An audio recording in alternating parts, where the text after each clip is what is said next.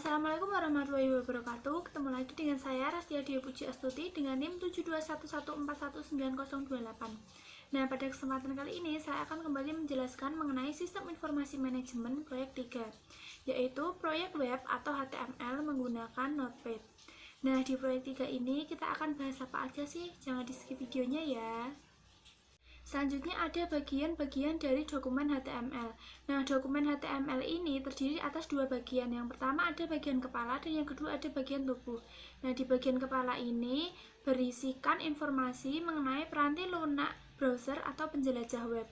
Nah, informasi yang diberikan di bagian kepala ini mengenai judul halaman web.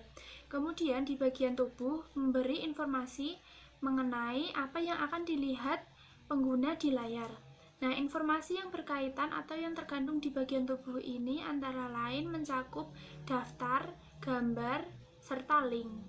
Selanjutnya ada langkah-langkah membuat dokumen Notepad. Nah, langkah-langkah yang harus dilakukan saat kita akan membuat dokumen Notepad yaitu yang pertama, buka Notepad, kemudian buat dokumen baru.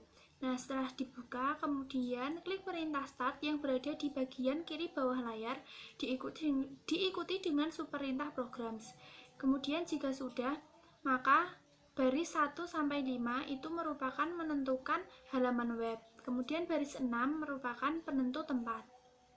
Kemudian baris 7 berisikan HTML yang disejajarkan di bagian tengah halaman web. Kemudian baris 8 ukuran huruf diperbesar, kemudian baris 10 merubah bentuk huruf ke bentuk awal, dan baris ke-11 yaitu perataan awal paragraf. Selanjutnya baris 12 yaitu menambahkan satu baris kosong tambahan, baris 13 yaitu membuat daftar tidak beraturan yang kemudian dinamai location, kemudian baris 17 yaitu perintah unordered list dimatikan dengan kode, baris 18 memulai tabel, baris 19 memulai baris pertama dalam tabel, dan baris 20 sampai baris 23 yaitu membuat 4 sel data yang masing-masing mewakili kolom judul. Selanjutnya langsung ke baris 44. Nah, di baris 44 ini yaitu membuat paragraf yang terletak di tengah halaman web. Kemudian baris 45 yaitu memberitahu HTML untuk menggunakan file tanpa pembatas di sekeliling gambar. Nah, baris 46 yaitu menonaktifkan pemerataan paragraf. Baris ke-47 sampai baris ke-51 terdapat daftar berurutan. Selanjutnya baris ke-52 dan 54 merupakan perintah pertama dan terakhir yang menyebabkan paragraf tersebut sejajar ke bagian kanan. Nah, di baris ke-53 merupakan link hyperlink yang pertama, yaitu segmen. Kemudian link hyperlink yang kedua merujuk ke situs web fiktif. Kemudian link yang terakhir yaitu menunjukkan ke penelusuran halaman web. Selanjutnya ada melihat halaman web.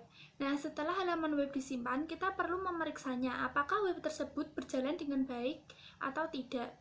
Nah, caranya yaitu dengan buka browser web, kemudian klik perintah file, dan diikuti dengan subperintah open. Nah, jika sudah teropen atau sudah terbuka, ketikkan file atau browser, kemudian OK. Nah, selanjutnya ada kelebihan dan kekurangan dari menggunakan Notepad. Nah, kelebihan dari menggunakan Notepad ini adalah kode yang digunakan itu sangat efisien. Nah, manajer juga dapat mengetahui kinerja dari halaman web yang telah dibuat. Nah, adapun kekurangannya antara lain keharusan untuk mempelajari perintah-perintah HTML dan dalam proses pembuatan kodenya. Nah, cukup sekian penjelasan dari saya. Apabila ada salah dan apabila ada kurangnya, saya mohon maaf. Wabillahi taufiq wal hidayah. Wassalamualaikum warahmatullahi wabarakatuh.